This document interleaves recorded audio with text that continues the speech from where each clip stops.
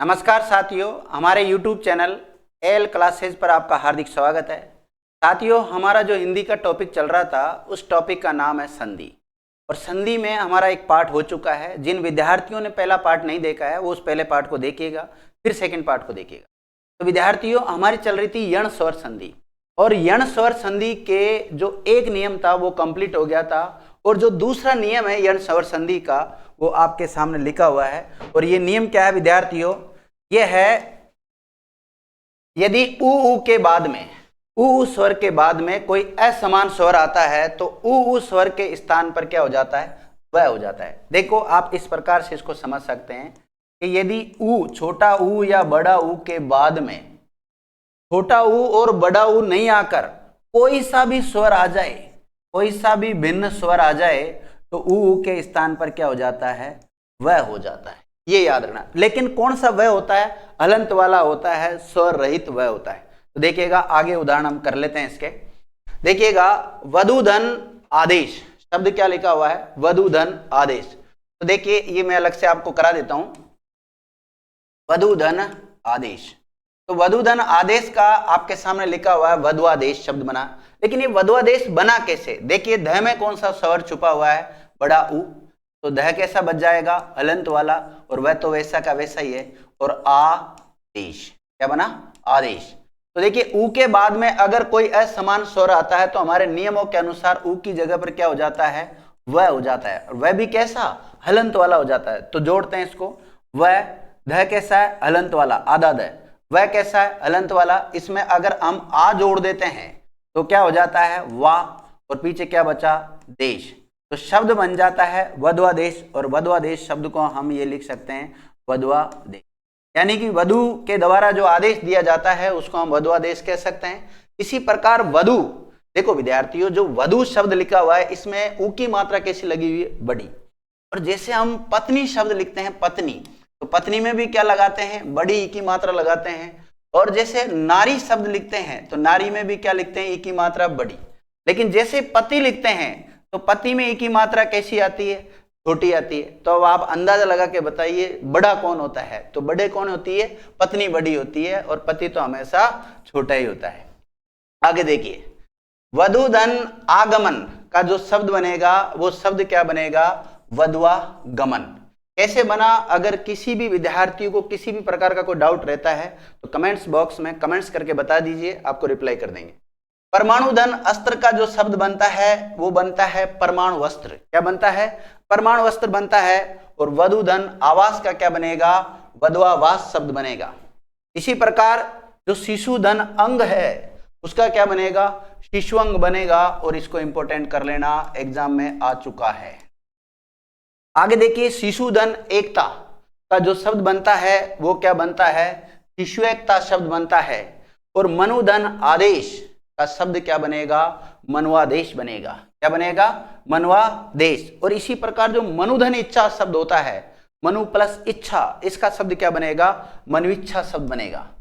आगे देखो विद्यार्थियों, मनुधन अंतर या मनवंतर शब्द का संधि विच्छेद पूछा जाए तो मनवंतर शब्द का संधि विच्छेद क्या होता है? मनु प्लस अंतर होता है। ठीक है। इसी प्रकार देखिए, सुधन अस्थि का क्या बनता है? स्वस्ति शब्द बनता है। और सुधन अल्प का क्या बनता है? स्वल्प शब्द बनता है।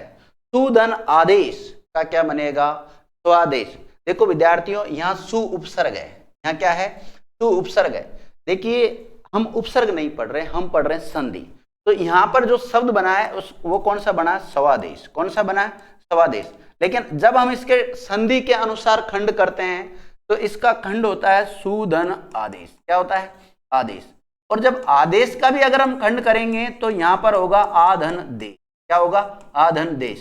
तो आ और देश, आ जो उपसर्ग है उसको अगर हम देश शब्द में जोड़ रहे हैं तो यहां तो हो रहा है संयोग। यहां तो क्या हो रहा है? संयोग हो रहा है। लेकिन सुधन आदेश को जब जोड़ रहे हैं तो यहां पर यण संधि हो रही है। कौन सी संधि हो रही है? तो यण संधि। तो मैंने पहले भी बताया, एक बार पुनः आपको बता देता हूं कि प्रत्येक शब्द में संधि नहीं होती। पहली बात तो याद रखना। और दूसरा फैक्ट ये याद रखना कि एक शब्द में एक से अधिक संधियां हो सकती है। और कई कई उदाहरण तो आपको ऐसे मिलेंगे जिसमें संधि भी हो रही है, समास भी हो रहा है, उपसर्ग भी हो रहा है और प्रत्यय भी हो रहा है। तो ऐसे उदाहरण आगे हम प्रैक्टिस करेंगे उनकी। तो देखिए सुधन आगत, सुधन आगत का जो शब्द बनता है वो बनता है स्वागत। क्या बनता है? स्वागत। आपको एग्जाम में वहां पर सौ प्लस आगत भी मिलेगा, लेकिन सौधन आगत गलत है विद्यार्थियों, क्योंकि आगत का मतलब होता है आना, सु का मतलब अच्छा, जिसका आना अच्छा होता है उस शब्द से जो शब्द बनता है वो बनता है स्वागत। इसी प्रकार मधुधन इच्छा का शब्द बनता है मध्विच्छा, और धातु प्लस इक का बनेगा धात्विक, और अनुधन अय का बनता है अन्वय, और इसी प्रकार अनुधन इत से बनता है अन्वित शब्द। क्या बनता है? अन्वित शब्द बनता है। और अनु प्लस आदेश का क्या बनेगा? अनुवादेश शब्द बनेगा। और अन्वीक्षण का जो संधि विच्छेद होता है वो क्या होगा? अनुधन ईक्षण। और अन्वेषण का जो संधि विच्छेद होता है वो क्या होता है? अनुधन ऐषण। आगे देखते हैं। देखो विद्यार्थियों, अनुधन इष्ट का क्या बनता है? अन्विष्ट बनता है। और लघुधन ओष्ठ का क्या बनता है? लघुओष्ठ। देखिए ये आपके साथ लघु, लघु का मतलब होता है छोटा, ओष्ठ, ओष्ठ का मतलब होठ, आप जानते ही हैं, ओष्ठ। ये लघुओष्ठ शब्द कैसे बना? तो घ में कौन सा स्वर छुपा हुआ है? छोटा उ। और तो घ कैसा बच जाएगा? हलंत वाला। और ल तो वैसा का वैसा ही है, और बाद में आ रहा है ओष्ठ। क्या आ रहा है? ओष्ठ। तो ऊ के बाद में असमान स्वर आ रहा है, तो यण संधि का दूसरा नियम काम कर रहा है यहाँ पर। तो ऊ के जगह पर क्या हो जाएगा? व हो जाएगा। क्या हो जाएगा? व। तो जोड़ते हैं इसको, ल आधा घ, वह कैसा है? अलंत वाला, इसमें ओ जोड़ा तो क्या हो जाएगा? वो, और षष्ठ। तो मानक रूप से ये जो शब्द बनेगा वो बनेगा लघुओष्ठ। क्या बनेगा विद्यार्थियों? लघुओष्ठ शब्द बनेगा, और ये बिल्कुल सही है, लघुओष्ठ। बहुधन ऐश्वर्य का जो शब्द बनेगा भवेश्वर्य शब्द बनेगा, और अनुधन इति का क्या बनेगा? अन्विति शब्द बनेगा। गुरु प्लस ऋण गुरुवीण शब्द बनेगा, और मधुधन अरि का मधुवरी शब्द बनेगा। मधुवरी शब्द कई बार प्रतियोगी परीक्षाओं में पूछा जा चुका है। तो मधुवरी शब्द का क्या होता है? मधुधन अरि। यानी कि देखो विद्यार्थियों, मधु नामक जो राक्षस था उसका जो अरि है, यह मधु का जो लिया गया वो राक्षस से लिया गया है। मधु नामक एक राक्षस था, उसका जो अरि, अरि का मतलब होता है शत्रु। क्या होता है? शत्रु। मधु नामक राक्षस का जो शत्रु है उसको कहते हैं मधुवरी। और ये जो मधुवरी शब्द आता है वो कृष्ण भगवान के लिए आता है। के लिए आता है? कृष्ण भगवान के लिए। और कई जगह आप किताबों में विष्णु भगवान भी मिल जाएगा, क्योंकि विष्णु का ही रूप है कौन? कृष्ण भगवान। तो गुरु प्लस आसन का क्या बनेगा? गुरुआसन शब्द बनेगा। और इसी प्रकार गुरुधन आज्ञा, क्या है शब्द लिखा हुआ है? गुरुधन आज्ञा। अब आधे विद्यार्थी तो इसको आज्ञा नहीं बोलकर क्या बोलते हैं? आज्ञा। तो आज्ञा विद्यार्थी कोई शब्द नहीं होता है, गलत उच्चारित करते हैं। तो गुरुधन आज्ञा का क्या बनेगा? गुरु आज्ञा। देखिए विद्यार्थियों, देखिए गुरु है जिसमें छोटा ऊ की मात्रा लगी हुई है, और एक गुरु जिसमें बड़ा ऊ की मात्रा लगी हुई है। तो छोटा ऊ की जिसमें मात्रा लगी हुई है, लघु ई की जिस ऊ की मात्रा जो लगी हुई है, इसका मतलब तो होता है शिक्षक। क्या होता है? शिक्षक होता है। और जो बड़ा ऊ की मात्रा जिसमें लगी हुई है, इसका मतलब होता है बड़ा या दीर्घ रूप। क्या होता है? दीर्घ रूप होता है। तो यहां पर लिखा है गुरु धन आज्ञा, तो शब्द बनेगा गुरु आज्ञा। गुरु के द्वारा जो आज्ञा दी जाती है उसको बोलते हैं गुरु आज्ञा। अनुधन इच्छा क्या बनेगा? अन्विक्षा। और तनुधन अंगी का क्या बनेगा? तनुअंगी बनेगा। और देखिए परमाणु आधार, यानी कि परमाणु प्लस आधार से जो शब्द बनता है वो परमाणु आधार शब्द बनता है। और साधु की जो इच्छा होती है उससे जो शब्द बनता है साधुधन इच्छा, साधु इच्छा। और साधुधन आदेश से शब्द बनता है साधुआ आदेश। नेक्स्ट देखते हैं। आगे देखो विद्यार्थियों, साधुधन आचार। आचार, साधु में अगर हमने आचार शब्द जोड़ा तो शब्द क्या बना? साधुआचार। यण संधि का ई ऊ के बाद में अगर कोई असमान स्वर आता है तो ऊ की जगह पे व होता है, वो नियम काम कर रहा है। इसी प्रकार गुरुधन इच्छा का क्या बनेगा? गुरु इच्छा शब्द बनेगा।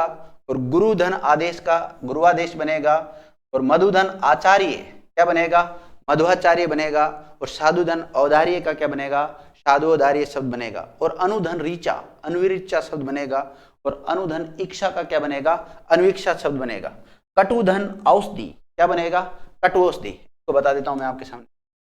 देखो कटु, कटु का मतलब यहां पे लिया गया कड़वे से या बुरी। कटु का मतलब किससे लिया गया? बुरे से लिया गया। और औषधि आप जानते हैं, जो कड़वी औषधि होती है उसको क्या बोलते हैं? कटु औषधि कहते हैं। देखिए ट में कौन सा स्वर छुपा हुआ है? ऊ। तो ट कैसा बच जाएगा, अलंत वाला, और कै तो वैसा का वैसा ही। और यहाँ आ रहा है औषधि, क्या आ रहा है, औषधि शब्द आ रहा है। तो देखिए ऊ का क्या बन जाएगा, वह, तो जोड़ते हैं इसको, कै अलंत वाला ट, वह में औ की मात्रा जोड़ी तो वऊ ही, शब्द क्या बन जाएगा, कटवौषधि शब्द बन जाएगा। और ये आपके सामने लिखा हुआ है। और सुधन आकार का क्या बनता है, स्वाकार शब्द बनता है। आगे देखो विद्यार्थियों, कई जगह पर हमें सु उपसर्ग दिखता है, लेकिन वहां पर सु उपसर्ग नहीं होता, वहां पर होता है सौ। जैसे स्वस्थ शब्द दिख रहा है तो यहाँ पर सु उपसर्ग नहीं है, यहाँ पर सौ है। यहाँ पर कौन सा विद्यार्थियों, स्व। और स्वाभिमान, तो इसका जो होता है वो होता है सौधन अभिमान। क्या होता है, सौधन अभिमान। यहाँ सु उपसर्ग नहीं है, यहाँ पर सौ उपसर्ग, ध्यान रखना। तो यहाँ पर दीर्घ संधि हो रही है, यहाँ पर कौन सी हो रही है, दीर्घ संधि का नियम काम कर रहा है। इसी प्रकार सौ की है, यहाँ सौ उपसर्ग है। स्वार्थ, यहाँ पर भी दीर्घ संधि काम कर रही है, इसका भी होगा सौधन अर्थ। क्या होगा, सौधन अर्थ होगा। इसी प्रकार स्वतंत्र, स्वतंत्र शब्द का अगर हम टुकड़े करते हैं तो इसके टुकड़े होते हैं सौधन तंत्र, सौधन तंत्र। यहाँ संधि का नियम काम नहीं कर रहा, सिर्फ खंड हो रहे हैं, संयोग हो रहा है मात्र। स्वांग, सौधन अंग, इसका क्या होगा, सौधन अंग होगा। और यहाँ स्वाधीन में सौ प्लस अधीन, यहाँ दीर्घ संधि का नियम काम कर रहा है, यण संधि का नियम काम नहीं कर रहा। जो सौ का मतलब यहाँ पे लेगा स्वयं, अधीन, जो स्वयं के अधीन होता है उसको क्या बोलते हैं, स्वाधीन शब्द बोलते हैं। देखिए अगला जो नियम है यण संधि का, वो नियम क्या है, यदि री स्वर के बाद में री स्वर नहीं आकर कोई भिन्न स्वर आ जाता है तो री के स्थान पे क्या हो जाता है, अलंत वाला र हो जाता है। आगे हम इसके उदाहरण देखते हैं इस नियम के अनुसार। तो देखिए विद्यार्थियों, पितृधन आज्ञा, पित्राज्ञा शब्द बनता है। देखिए मैंने आपको वर्ण विचार पढ़ाया था, उसमें बताया था 4 संयुक्त वर्ण होते हैं। और 4 संयुक्त वर्ण कौन से हैं, अक्ष, त्र, ज और त्र। तो मैंने बताया था कि त्र जो शब्द है इसका निर्माण कैसे होता है, अलंत वाला त, अलंत वाला र और ऐसे मिलकर। अगर हमें तरा लिखना है तो तरा को कैसे लिखेंगे, अलंत वाला त, अलंत वाला र और आ जाएगा। इसी प्रकार जैसे हमें त्रि लिखना है तो त्रि का मतलब क्या होता है, अलंत वाला त, अलंत वाला र और छोटा ई। तो जैसी मात्रा लगी हुई है त्रय पे, उसी के अनुसार आगे हम उसमें स्वर जोड़ते रहते हैं। तो आगे देखिए, पितृधन आज्ञा, एक शब्द लिखा हुआ है पितृधन आज्ञा। क्या लिखा हुआ है, पितृधन आज्ञा। तो तय में कौन सा स्वर छुपा हुआ है, पहली बात तो री स्वर छुपा हुआ है। कौन सा छुपा हुआ है, री स्वर छुपा हुआ है। तो तय कैसा बच जाएगा, यहाँ पर अलंत वाला, और पी तो वैसा का वैसा ही है। ओके, आगे आ रहा है आ और ज्या। तो री स्वर के बाद में विद्यार्थियों आ क्या रहा है, री तो नहीं आ रहा ना, कोई भिन्न स्वर ही आ रहा है। तो री की जगह पर क्या हो जाएगा, र हो जाएगा। और र भी कैसा, अलंत वाला। विद्यार्थियों इसको जोड़ते हैं, पी अलंत वाला त, अलंत वाला र और फिर आ और फिर ज, इस प्रकार से। और देखो विद्यार्थियों, अलंत वाला त, अलंत वाला र और आ, ये मिलकर क्या बन जाते हैं, त्रा। शब्द क्या हो जाएगा, पित्राज्ञा। तो शब्द बन गया विद्यार्थियों पित्राज्ञा। इसी प्रकार मातृधन आज्ञा का क्या बन जाता है, मात्राज्ञा शब्द बन जाता है। और भ्रातृधन आज्ञा का शब्द क्या बन जाता है, भ्रात्राज्ञा शब्द बन जाता है। और मातृधन अवतार का क्या बनता है, मात्र अवतार शब्द बन जाता है। और मातृधन आदेश का क्या बन जाता है, मात्रादेश शब्द बन जाता है। और वक्तृधन उद्बोधन का क्या बन जाएगा, वक्तृउद्बोधन शब्द बन जाएगा। और वक्तृधन इच्छा का क्या बन जाएगा, वक्तृच्छा शब्द बन जाता है। दातृधन उदारता का क्या बनेगा, दातृदारता शब्द बनेगा। और दातृधन आदेश का क्या बन जाएगा, दात्रादेश शब्द बन जाएगा।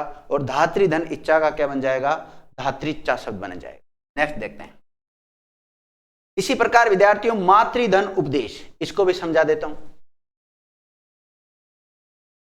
मातृधन उपदेश देखिएगा, तय में कौन सा स्वर छुपा हुआ है, री, ऋषि वाला। तो तय कैसा बच जाएगा, अलंत वाला। और मा तो वैसा का वैसा ही। और बाद में क्या रहा, उपदेश। ठीक है, तो विद्यार्थियों इस री के स्थान पे क्या हो जाएगा, र। जोड़ो, मा अलंत वाला तय, अलंत वाला र, फिर उ आ रहा है, फिर प दे, ये बनता है। तो अलंत वाला त, अलंत वाला र और उ मिलकर क्या बन जाएगा, त्रु बन जाएगा। तो शब्द बनेगा मातृपदेश। शब्द क्या बनेगा, मातृपदेश। ये लिखा हुआ मातृधन उपदेश का मातृपदेश। इसी प्रकार पितृधन उपदेश का पितृपदेश, भ्रातृधन उपदेश का भ्रातृपदेश, ठीक है। और मातृधन अनुमति का मातृनुमति, पितृधन अनुमति का पितृनुमति, भ्रातृधन उपकार का भ्रातृपकार, भ्रातृधन आदेश का भ्रात्रादेश, और मातृधन इच्छा का मातृचा शब्द बन जाता है, और पितृधन इच्छा का भी क्या बन जाता है, पितृचा शब्द बन जाता है। दातृधन इच्छा का दातृचा बन जाएगा, और भ्रातृधन इच्छा का भ्रातृचा शब्द बन जाएगा। विद्यार्थियों कितने सारे उदाहरण आपको मिल रहे, देखिएगा आगे देखो। इसी प्रकार मातृधन आनंद का क्या बनेगा, मात्रानंद शब्द बनेगा, और पितृधन उत्सुकता का बनेगा पितृत्सुकता, और जामातृधन इच्छा का जामातृच्छा, और मातृधन अर्थ का मातृर्थ शब्द बनेगा विद्यार्थियों, और भ्रातृधन इच्छा का क्या बनेगा, भ्रातृच्छा शब्द बनेगा।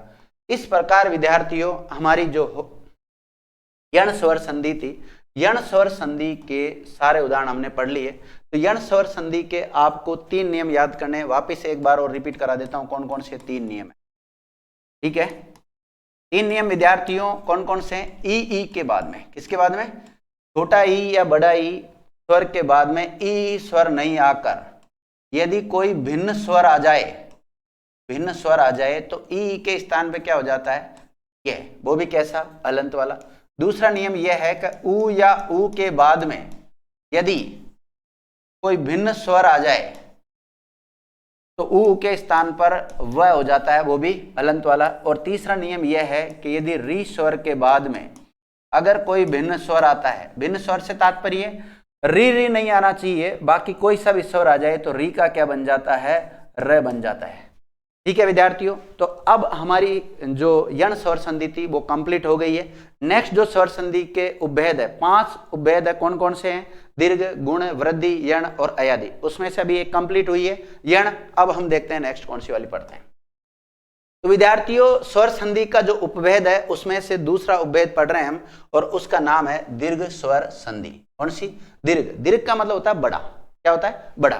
तो इसमें जो ये स्वर होंगे वो बड़े हो जाएंगे, देखते हैं कैसे होते हैं। तो यदि अ आ के बाद में सहजातीय स्वर, सहजातीय स्वर का, एक मिनट आपका एक कंसेप्ट क्लियर कर देता हूं, नहीं तो आप सहजातीय और विजातीयों में उलझते रहोगे। तो विद्यार्थियों 11 स्वर पते होना चाहिए सबसे पहले तो आपको। तो 11 स्वर कौन कौन से हैं, एक तो अ, आ, ई,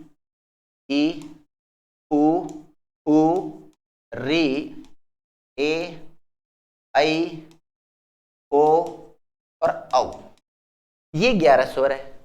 तो इन दोनों की जाति एक है, ए बोलो चाहे आ बोलो, दोनों बड़े छोटे भाई है लेकिन जाति एक है। इन दोनों की जाति एक है, इन दोनों की जाति एक है, और जिनकी जाति एक होती है वो सहजातीय होते हैं, और जिनकी जाति अलग अलग होती है उनको विजातीय कहते हैं। री इसकी जाति में अकेला ही रह गया, और ए आई की जाति एक है, और ओ औ की जाति एक है। अब देखो विद्यार्थियों, मैं जैसे अ के बाद में आ जोड़ दा तो इसको क्या कहेंगे हम, सहजातीय कहेंगे। तो क्या कहेंगे, सहजातीय कहेंगे। लेकिन माना कि मैं अ के बाद में ई जोड़ता हूं तो इसको क्या कहेंगे हम, सहजातीय विजातीय, तो इसको कहेंगे विजातीय। तो ये थोड़ा कंसेप्ट क्लियर कर लेना इसका। आगे देखते हैं विद्यार्थियों। तो कुछ नियम दे रखे हैं दीर्घ स्वर संधि के कि यदि अ आ के बाद में समान जाति के स्वर अ आ आता है तो क्या बन जाता है, आ बन जाता है। इसी प्रकार ई के बाद में सहजातीय स्वर ई आता है तो इनका दीर्घ ई बन जाता है।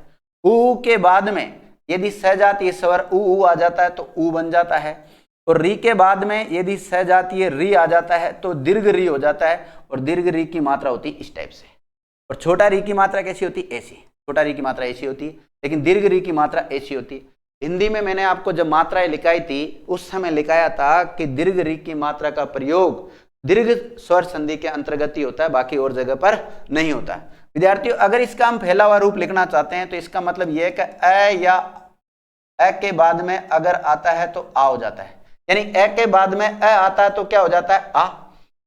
या फिर इसको हम इस प्रकार से कह सकते हैं कि यदि पहले प्लस के पहले अ हो और बाद में आ हो तो भी क्या होगा, आ। अगर प्लस के पहले आ है और बाद में अ है तो भी क्या बनेगा आ, और दोनों तरफ अगर प्लस के आ है तो भी क्या बनेगा विद्यार्थियों आ। ये इसी का फैलावा रूप है। अगर इसका फैलावा रूप लिखते हैं तो इसका इस प्रकार से बनता है कि छोटा ई के बाद में अगर छोटा ई है तो क्या बनेगा बड़ा ई। अगर पहले छोटा ई और बाद में बड़ा ई तो भी क्या बनेगा बड़ा ई। अगर पहले बड़ा ई आ गया, या विद्यार्थियों मैं आपको समझाने के लिए ये बोल रहा हूं बड़ा और छोटा, बाकी ये बड़ा और छोटा बोलना अशुद्ध होता है। शुद्ध तो क्या होता है, या तो लघु बोले आप, जैसे लघु ई, ये दीर्घ ई, लेकिन उससे क्या ये जो भाषा है बड़ी क्लिष्ट हो जाती है। मैं कोशिश कर रहा हूं कि आपको इनको समझा दूं, ठीक है। तो बड़ा ई के बाद में अगर छोटा ई आता है तो क्या बन जाता है बड़ा ई, और दोनों तरफ यदि बड़े ई आ जाते हैं तो क्या हो जाता है इनका बड़ा ई हो जाता है। तो ये इसी का फैलावा रूप है। अगर इसका फैलावा रूप लिखें इस वाले का, तो इसका विद्यार्थियों जो फैलावा रूप होता है वो इस प्रकार से है कि यदि ऊ के बाद में, छोटा ऊ के बाद में अगर छोटा ऊ है तो क्या हो जाता है बड़ा ऊ। यदि छोटा ऊ के बाद में बड़ा ऊ आता है तो क्या हो जाता है बड़ा ऊ, और यदि बड़ा ऊ के बाद में छोटा ऊ है तो भी क्या होगा बड़ा ऊ, और दोनों तरफ बड़ा ऊ है, दोनों तरफ बड़ा ऊ है तो भी क्या होगा बड़ा ऊ, और इस वाले के लिखने की कोई आवश्यकता नहीं है। तो इस प्रकार से ये दीर्घ स्वर संधि के नियम है। 4 नियम आपको याद हो जाने चाहिए। अगर ये नियम याद हो गए और उदाहरणों की आपने प्रैक्टिस कर ली तो आपका एक भी सवाल गलत नहीं होगा विद्यार्थी। तो इसमें देखिए पहला नियम कौन सा है, जब दो समान स्वर मिलकर दीर्घ बन जाते हैं तो उसे दीर्घ स्वर संधि कहते हैं। दीर्घ स्वर संधि की जो परिभाषा लिखी हुई है वो क्या लिखी हुई है कि जब दो समान स्वर या दो सहजातीय स्वर मिल जाते हैं तो उनका दीर्घ रूप बन जाता है और उसी को दीर्घ स्वर संधि कहते हैं। इसका पहला नियम क्या है, अ आ के बाद में अ आ आता है तो इनका दीर्घ रूप आ हो जाता है। इस प्रकार से आगे देख लेते हैं, उदाहरणों की प्रैक्टिस कर लेते हैं विद्यार्थियों। तो देखिए उदाहरण बहुत सारे हैं अपने पास, उदाहरणों की कोई कमी नहीं है।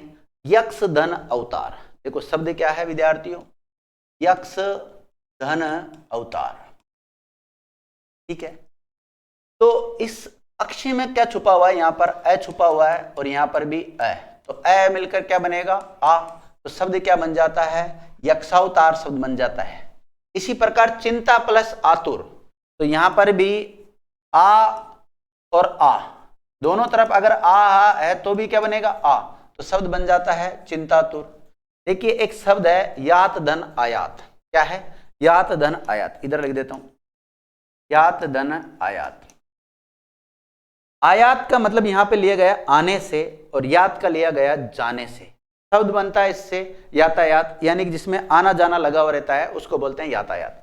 तो देखिए तय में कौन सा स्वर छुपा हुआ है अ, और बाद में क्या आ रहा है आ, तो या तो वैसा का वैसा ही है और इस तय अलंत वाला बच जाएगा, और अ और आ दोनों मिलकर क्या बन जाएगा आ, और बाद में क्या बचा यात। तो विद्यार्थियों यात में यदि आ जोड़ा तो शब्द बन जाता है याता, पीछे क्या बचा यात, शब्द क्या बन जाता है याता यात, दीर्घ संधि के नियमों के अनुसार। आसाधन अतीत का क्या बनता है आसातीत शब्द बनता है, पाठ प्लस अंतर का बन जाता है पाठांतर, और उर्दू धन अधर का क्या बनता है उर्दूअधर। इंपोर्टेंट कर लेना इस शब्द को उर्दूअधर को। प्र प्लस अंगन का जो शब्द बनता है वो प्रांगण शब्द बनता है। अब आप कहोगे सर आपने तो परधन अंगन लिखा है, परधन अंगन का आपने प्रांगण शब्द बना दिया। तो विद्यार्थियों यहाँ जो न का ण बना है वो व्यंजन संधि के अनुसार बना है। जब हम व्यंजन संधि पढ़ेंगे तब न का न कब कब बनता है, जैसे परिधन नाम होता है परिणाम बनता है, राम प्लस अयन का रामायण शब्द बनता है। तो रामायण शब्द में दीर्घ संधि भी होती है और व्यंजन संधि भी होती है। जब हम व्यंजन संधि पढ़ेंगे तो उस समय आपका पूरा एक कंसेप्ट क्लियर हो जाएगा। इसी प्रकार नयन धन अंबु शब्द क्या बनेगा नयनांबु शब्द बनेगा, अ मिलकर क्या हो जाएगा आ, ये वाला नियम काम करेगा। नयनांबु, नयन का मतलब होता है आंख और अंबु का मतलब होता है जल, आंखों में जो जल होता है उसको क्या बोलते हैं नयनांबु, यानी कि जो आंसू होते हैं उसको नयनांबु कहते हैं, ठीक है। दाऊ प्लस अनल, दाऊ प्लस अनल का क्या बनता है विद्यार्थियों दावानल शब्द बनता है, और स्वर्ण धन आब का क्या बनेगा स्वर्णाभ शब्द बनेगा। आगे देखते हैं विद्यार्थियों। शोक धन अन्वित शब्द बनता है शोकान्वित, काम धन अयनी का शब्द बनता है कामायनी, और स धन अष्टांग, ये इंपोर्टेंट कर लेना विद्यार्थियों, साष्टांग शब्द बनता है। दाऊ प्लस अग्नि। देखो विद्यार्थियों, अभी एक शब्द आया था दाव प्लस अनल। क्या आया था?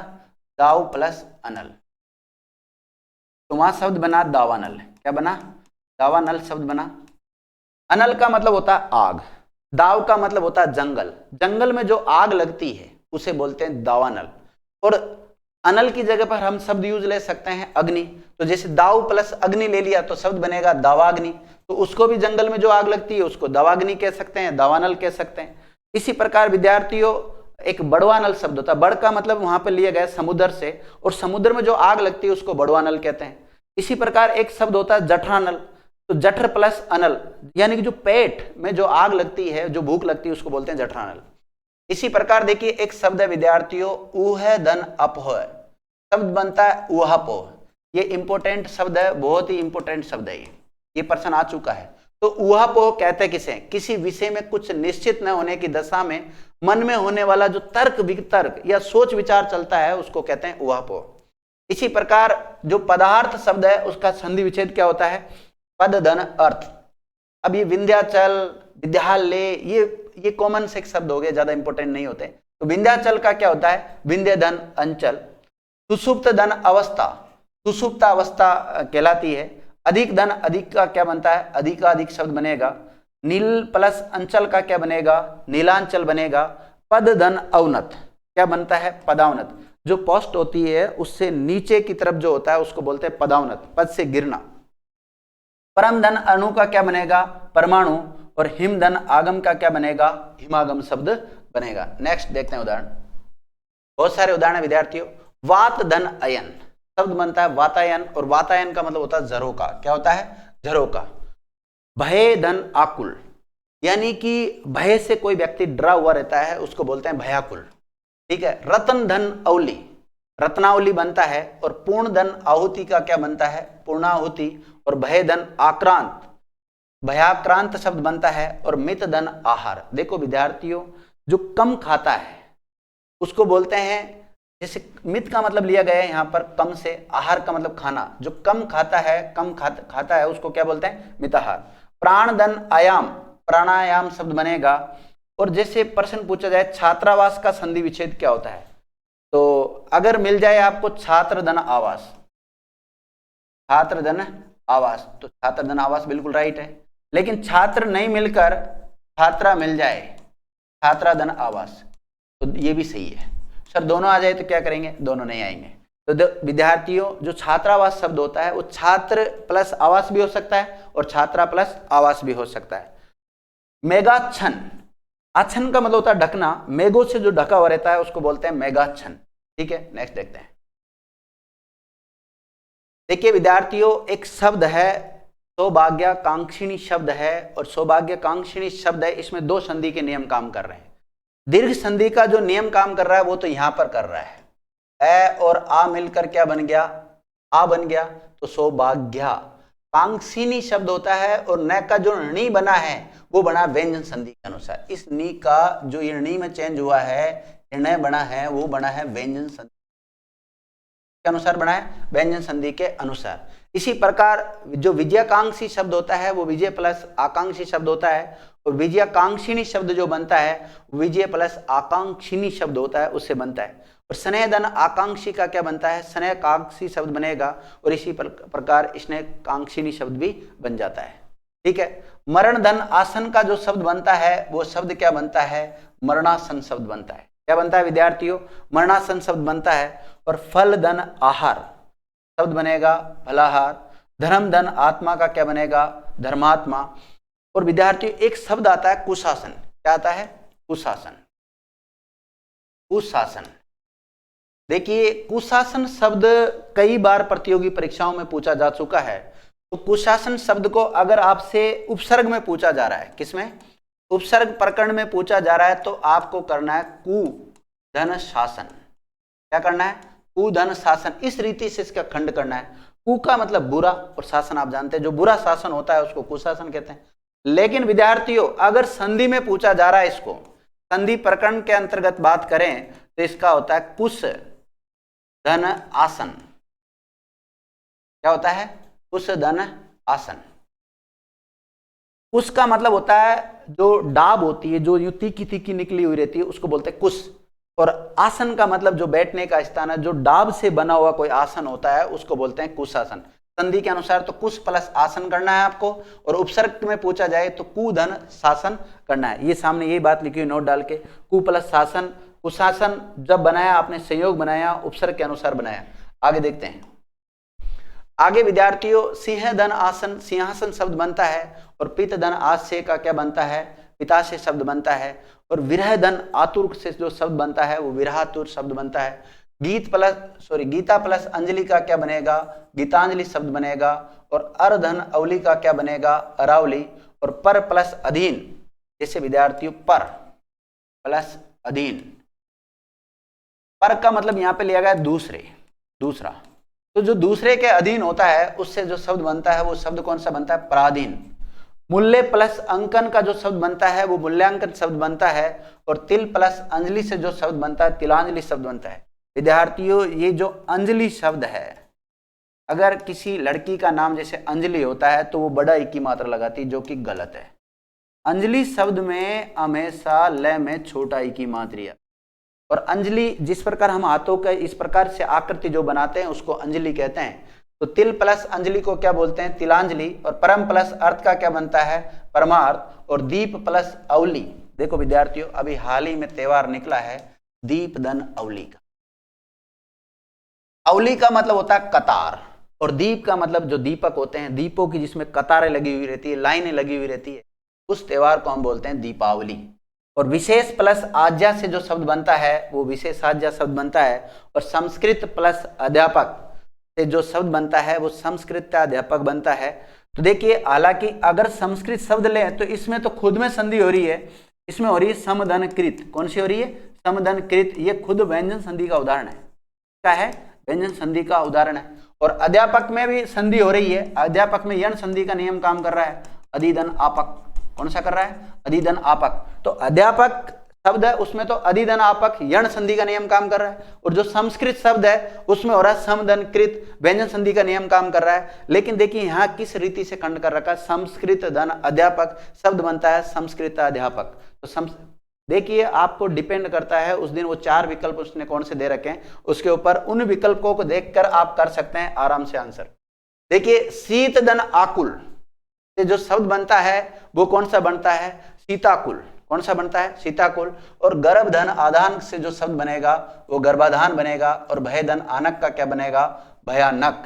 और आर्यधन आवर्त से शब्द बनता है आर्यवर्त, और कुसुम धन आकर कुसुमाकर शब्द बनेगा, और प्रेम प्लस आसक्त प्रेमासक्त शब्द बनेगा, और गमन प्लस आगमन से जो बनेगा गमनागमन। इसको भी इंपॉर्टेंट कर लेना, ये भी पर्सन हाल ही के कुछ एग्जाम को मुझे नंबर पता नहीं है कौन से एग्जाम पूछा गया, बाकी ये पर्सन पूछा जा चुका है। विवाद धन आस्पद का जो शब्द बनता है वो विवादास्पद शब्द बनता है, और जन धन आकांक्षा जनाकांक्षा शब्द बनता है, और कुसुम धन आगम का क्या बनेगा, कुसुमागम शब्द बनेगा। नेक्स्ट देखते हैं, शोक धन आकुल, ये वापस रिपीट हो गया है ये उदाहरण। शोक प्लस आकुल का क्या होता है, शोकाकुल होता है। और मकराकृति शब्द का जो संधि विच्छेद बनेगा विद्यार्थियों वो क्या बनेगा, मकर प्लस आकृति। मकर की जो आकृति का होता है उसको क्या बोलते हैं, मकराकृति बोलते हैं। मेघ प्लस आले शब्द बनेगा मेघालय। जल धन आसे जलाशय, जल का जो आशय होता है, जल का जो स्थान होता है उसको क्या बोलते हैं विद्यार्थियों, जलाशय शब्द बोलते हैं। तुषार धन आच्छन, बहुत अच्छा उदाहरण है विद्यार्थियों, तुषाराच्छन शब्द क्या बनता है, तुषाराच्छन। तुषार का मतलब यहाँ पे लिया गया बर्फ से, किससे लिया गया, बर्फ से। तो बर्फ से ढका हुआ जो स्थान होता है, जो बर्फ से ढका हुआ है उसको बोलते हैं तुषाराच्छन शब्द बोलते हैं। जन धन आदेश, जनता का जो आदेश होता है उसको जनादेश कहते हैं। शयन धन आगार, आगार का मतलब होता है घर, स्थान, जगह। शयन मतलब सोना, सोने का जो स्थान होता है उसको बोलते हैं शयनागार। जन धन आधार का जनाधार। और कर्तव्य धन अकर्तव्य, कर्तव्य कर्तव्य शब्द बनता है, इसको भी इंपोर्टेंट कर लेना, ये भी इंपोर्टेंट है। आगे देखो विद्यार्थियों, द्राक्षा धन अवलह, अवलेह, इसका शब्द बनता है द्राक्षावलेह। अवलेह का मतलब होता है चटनी, क्या होता है, चटनी होता है। और एक उदाहरण आता है तथा धन अपि, तथापि बनता है। और सत्ता धन अंतरण, सत्तांतरण शब्द बनेगा। और एक शब्द विद्यार्थियों द्वारका धन अधीश। देखिए द्वारिका कोई शब्द नहीं है, पहले द्वारिका कोई शब्द नहीं है, शब्द होता है द्वारका। क्या होता है? द्वारका शब्द होता है, द्वारिका शब्द है ही नहीं है। हालांकि कई बार मार्केट में देखा है कि द्वारिका शब्द बोलते हैं लोग बाग, लेकिन द्वारिका नहीं होता, क्या होता है? द्वारका। तो द्वारका धन अधीश, अधीश का मतलब लिया गया विद्यार्थी स्वामी से। तो इसका यहाँ तो छुपा हुआ आ, यहाँ छुपा हुआ ए, तो शब्द क्या बन जाएगा? द्वारकाधीश शब्द बन जाएगा। क्या बन जाएगा? द्वारकाधीश शब्द बन जाएगा। और द्वारकाधीश कहते किसको? कृष्ण भगवान को द्वारकाधीश कहते हैं। रचना धन अवली का क्या बनेगा? रचनावली। और श्रद्धा धन अंजलि से जो शब्द बनता है वो श्रद्धांजलि बनता है। और विद्या धन अर्थी का क्या बनता है? विद्यार्थी शब्द बनता है। और कृपार्थ का जो संधि विच्छेद होता है वो होता है कृपा धन अर्थ। सीमा प्लस अंत का शब्द बनेगा सीमांत। देखो विद्यार्थियों, सीमा प्लस अंत का यदि एग्जामिनर ने इस प्रकार लिख के दे दिया सीमंत, सीमंत कहते हैं जो ये मांग भरी जाती है, जो सिंदूर जहां भरते हैं उसको बोलते हैं सीमंत। अगर सीमंत लिखा है तो दीर्घ संधि का अपवाद हो जाता है। दीर्घ संधि का क्या हो जाता है? अपवाद हो जाता है विद्यार्थियों। लेकिन सीमांत जहां लिखा जाता है वहां दीर्घ संधि का उदाहरण हो जाता है। इसी प्रकार जो प्रतीक्षा करने के लिए जो स्थान होता है उसको प्रतीक्षालय बोलते हैं। और प्रतीक्षालय का जो संधि विच्छेद होता है वो प्रतीक्षा धन आलय होता है। एक विद्यार्थी शब्द लिखा हुआ है कारागार। क्या लिखा हुआ है? कारागार। तो कारा का मतलब होता है विद्यार्थियों कैदी। क्या होता है? कैदी। और आगार का मतलब होता है घर या स्थान, जहां कैदी निवास करते हैं, जहां कैदी रहते हैं उसको क्या बोलते हैं? कारागार बोलते हैं। कारागार का जो संधि विच्छेद होता है वो क्या होता है? काराधन आगार। चिकित्सा धन आलय का क्या बनेगा? चिकित्सालय शब्द बनेगा। आगे देखो विद्यार्थियों, कृपा धन आकांक्षिणी का क्या बनेगा? कृपाकांक्षिणी शब्द बनता है। और कौथन धन अंक का क्या बनता है? कौथनांक बनता है। और पंच धन आयत से जो बनता है वो कौन सा बनता है? पंचायत शब्द बनता है। और महाधन अमात्य, इंपोर्टेंट कर लेना, महामात्य शब्द होता है। निशा प्लस अंत निशांत शब्द बनता है। और कृष्ण प्लस अवतार का क्या बनेगा? कृष्णावतार शब्द बनेगा। और इसको भी इंपोर्टेंट कर लेना, अन्य प्लस अन्य, अन्य शब्द बनता है। और ये दीर्घ संधि का उदाहरण है। किसका है? दीर्घ का है। ज्यादातर विद्यार्थी इसको यण में लेके चले जाते हैं ये देखकर। और स्वार्थ शब्द का क्या बनता है? स्वधन अर्थ। और मध्य धन अवधि का क्या बनेगा विद्यार्थियों? मध्यावधि शब्द बनेगा। क्या बनेगा? मध्यावधि। देखिए दो शब्द है, एक तो अवधि छोटा ई की मात्रा है और एक अवधि में बड़ा ई की मात्रा है। तो जहां छोटा ई की मात्रा है इस अवधि का मतलब है समय। क्या मतलब है इसका? समय है। और जहां बड़ा ई की मात्रा लगी हुई है ध में, इसका मतलब एक भाषा विशेष, अवध की जो भाषा है उसको कहते हैं अवधि। उसके लिए ये वाला अवधि आता है। और जो समय के लिए अवधि आता है वो कौन सा आता है? छोटा ई की मात्रा वाला आता है। और बीज प्लस अंकुर का जो शब्द बनता है वो क्या बनता है विद्यार्थियों? बीजांकुर शब्द बनता है। और इसी प्रकार जो लोहित प्लस अंग से जो शब्द बनता है उसका नाम है लोहितांग। क्या बनेगा? लोहितांग। और लोहितांग किसको कहते हैं? मंगल ग्रह को कहते हैं। किसको कहते हैं विद्यार्थियों? मंगल ग्रह को कहते हैं। आगे देखते हैं विद्यार्थियों, आग्नेय प्लस अस्त्र से जो शब्द बनता है वो शब्द बनता है आग्नेयास्त्र। कैसे बना वो आपके सामने बता देता हूं। आग्नेय धन अस्त्र। देखिए विद्यार्थियों, यह में कौन सा स्वर छुपा हुआ है? अ। तो ये कैसा बच जाएगा? हलंत वाला। और बाकी इसमें तो हमने कुछ छेड़छाड़ की नहीं। और इसके बाद में आ रहा है अ।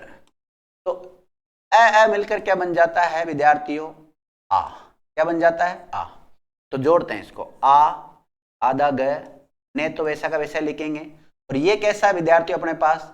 हलंत वाला। इसमें आ जोड़ा तो क्या हो जाएगा? या। और पीछे क्या बता? आधा स और त्रय, तो आग्नेयास्त्र शब्द बन जाता है। भस्म प्लस अंकुर से जो शब्द बनता है वो शब्द कौन सा बनता है? भस्मांकुर। और देहधन अतीत का जो शब्द बनेगा वो बनेगा देहातीत। दिवस धन अवसान। अवसान का मतलब होता है विद्यार्थियों समाप्त। दिवस का मतलब होता है दिन। तो दिवसावसान शब्द बनता है। दिन का जो अंत हो जाता है उसको बोलते हैं दिवसावसान। अस्त धन अचल का शब्द बनता है अस्ताचल। और युग प्लस अंतर से क्या बनता है? युगांतर शब्द बनता है। और उपधन अध्याय का क्या बनता है? उपाध्याय शब्द बनता है। हालांकि अध्याय जो शब्द है ना इसमें यण संधि हो रही है। इसमें कौन सी हो रही है विद्यार्थियों? यण संधि हो रही है। और यण संधि के अनुसार इसके टुकड़े क्या होंगे? अधिधन आय। क्या होगा? अधिधन आय। शस धन अंक से जो शब्द बनता है वो कौन सा बनता है? शशांक। क्या बनता है? शशांक। जो विद्यार्थियों यहाँ शस का मतलब लिया गया है वो खरगोश से लिया गया है, और अंक का जो अर्थ लिया गया है वो किससे लिया गया है? गोद से। तो जिस प्रकार हम चंद्रमा को कभी देखते हैं तो ऐसा लगता है कि उसमें खरगोश को गोदी में लिया हुआ है, तो इसलिए जो शशांक शब्द है वो चंद्रमा का पर्यायवाची है। और शशांक शब्द अगर समास के अकॉर्डिंग देखते हैं तो बहुवीरी समास के अंतर्गत आता है। और राम प्लस अयन का क्या बनता है विद्यार्थियों? रामायण शब्द बनता है। और यहाँ पर दीर्घ संधि का नियम भी काम कर रहा है और व्यंजन संधि का नियम भी काम कर रहा है। दीर्घ संधि का काम तो यहाँ पर हो गया ए और ए मिलकर क्या बन गया? आ। लेकिन न का जो न बना है यहां पर व्यंजन संधि का नियम काम किया है। इसी प्रकार कीट प्लस अणु का क्या बन जाता है? कीटाणु बन जाता है। और शीत प्लस अंशु का शीतांशु, और हिमधन अंशु का क्या बन जाता है? हिमांशु शब्द बन जाता है। और त्रिपुर धन अरि, त्रिपुर नामक राक्षस के जो शत्रु है उसको बोलते हैं त्रिपुरारी शब्द बोलते हैं। तीर्थ प्लस अटन तो शब्द बनेगा तीर्थाटन, और अटन का मतलब क्या होता है? घूमना। आगे देखो, मेघ प्लस अवली, मेघावली या मेघों की जो पंक्ति होती है उसी को मेघावली कहते हैं। और विष प्लस अणु से क्या बनता है? विषाणु। इन सब में दीर्घ संधि है, ये इंपोर्टेंट कर लो। शांग शब्द देखिए विद्यार्थियों, शांग शब्द बना कैसे? स धन अंग। क्या है? स धन अंग। स में कौन सा स्वर छुपा हुआ है? स कैसा बच गया? अलंत वाला। इधर क्या आ रहा है? अंग। तो देखिए इधर भी एर इधर भी ए, दोनों मिलके क्या हो जाएगा? आ। तो हलंत वाला स में आ जोड़ा तो क्या बना? सा। इधर अनुस्वार तो इसके भी ऊपर अनुस्वार लगा दो और गए, शब्द क्या बन जाता है? शांग। जो अंग के साथ है, जिसके अंग साथ है उसको बोलते हैं शांग। साउदी, साउदी का होता है स धन अवधि, और सव धन अध्याय का क्या बनता है? सवाध्याय। और दिवस धन अंत, दिवसांत बनता है। और उदय धन अंचल का क्या बनता है? उदयांचल शब्द बनता है। और राष्ट्रधन अध्यक्ष का राष्ट्राध्यक्ष शब्द बनेगा। और हिम प्लस आद्री का हिमाद्री शब्द बनेगा। सुधाधन अंशु का क्या बनेगा? सुधांशु। और सुधांशु भी किसको कहते हैं? चंद्रमा को कहते हैं। और अमृत धन अंशु किसको कहते हैं? अमृतांशु, चंद्रमा का पर्यायवाची। और देश प्लस अटन, देशाटन शब्द बनता है। और जीव प्लस अणु का क्या बनता है विद्यार्थियों? जीवाणु बनता है। विद्यार्थियों उदाहरण तो बहुत सारे मिल रहे हैं आपको। इसी प्रकार परम प्लस अणु का क्या बनता है? परमाणु। और अक्ष प्लस अंक, अंश का क्या बनता है? अक्षांश। अक्षांश देखा होगा आपने ग्लोब पे, ये जो 0 डिग्री है, ये जो आड़ी रेखाएं खींची जाती है इनको क्या बोलते हैं? अक्षांश कहते हैं।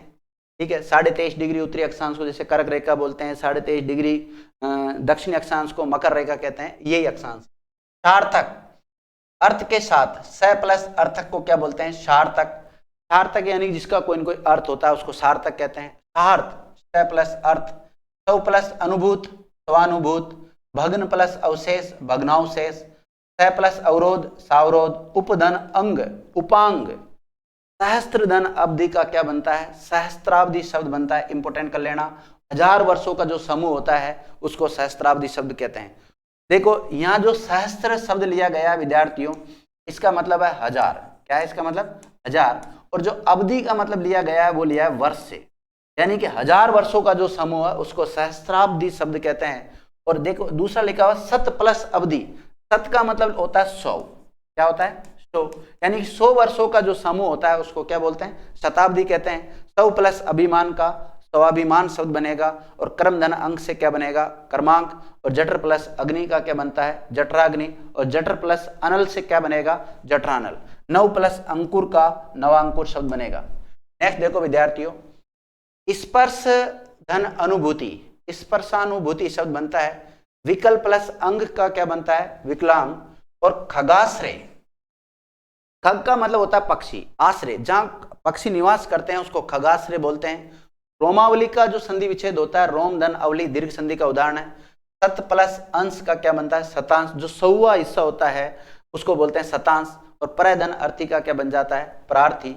और विद्यार्थियों जो अंत्याक्षरी शब्द है, इंपोर्टेंट कर लेना, अंत्य प्लस अक्षरी, जैसे बचपन में खेलते हैं ना अंत्याक्षरी, तो अंत्याक्षरी शब्द है उसका संधि विच्छेद क्या होता है? अंत्य प्लस अक्षरी होता है। और ये जो 3 उदाहरण दे रखे हैं विद्यार्थियों, मध्याह्न, पूर्वाह्न और अपराह्न, इसमें जब हम इसका खंड करते हैं तो न के नीचे हलंत आता है। किसके नीचे आता है? न के नीचे हलंत आता है। लेकिन जब इसको संधि युक्त बनाते हैं तो है के नीचे चला जाता है, हलंत किसके नीचे चला जाता है के नीचे चला जाता है। तो कई बार इनको दीर्घ संधि का अपवाद भी माना जाता है और कई बार इनको दीर्घ संधि के अंतर्गत भी रखते हैं। और इस प्रकार सव प्लस अधीन का स्वाधीन हो जाता है और चर प्लस अचर का क्या हो जाता है, चराचर हो जाता है। इसी प्रकार देखो विद्यार्थियों, पूर्ण प्लस अंक का जो बनता है वो बनता है पूर्णांक, और अधिक प्लस अंश का जो शब्द बनेगा वो अधिकांश शब्द बनेगा। और पत्रांक शब्द का संधि विच्छेद क्या होगा, पत्र प्लस अंक। और पोषण प्लस भाव का क्या बनेगा, पोषण प्लस अभाव।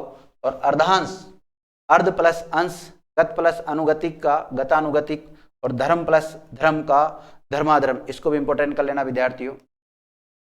देखिए ये जो संधि विच्छेद हो रखा है ये सही नहीं है, इसका इस प्रकार से कीजिए आप, धर्म प्लस अधर्म, अधर्म, ये अ आना चाहिए था यहाँ पर, ठीक है। जन्म प्लस अंध का क्या बनेगा, जन्मांध बनेगा। क्या बनेगा विद्यार्थियों, जन्मांध। इसी प्रकार जन प्लस अर्धन का क्या बनता है, जनार्दन। जनार्दन कहते किसे हैं, पीड़ा के समय पैदा होने वाला या जो दुर्जनों को अर्धन या मसल दे, जैसे विष्णु भगवान या कृष्ण भगवान के लिए भी जनार्दन शब्द का यूज होता है। दृश्य प्लस अवली का क्या बनता है, दृश्यावली। और सावधान का शब्द संधि विच्छेद क्या होता है, सधन अवधान। सहस्त्र धन अवधि का क्या बनता है, सहस्रावधि। अभी आ गया है तो ध्वंस प्लस अवशेष का ध्वंसावशेष, और हस्तधन अंतरण का हस्तांतरण शब्द बनता है विद्यार्थी। इसी प्रकार आपका जो दीर्घ संधि है उसका एक नियम जो बना हुआ है वो कौन सा नियम है, अ आ के बाद में यदि स जाती है अ आ जाता है तो आ हो जाता है। एक नियम कंप्लीट हो गया। दूसरा जो नियम है वो स्टार्ट हो जाता है, तो इसको हम पढ़ेंगे नेक्स्ट पार्ट में। थैंक यू मित्रों।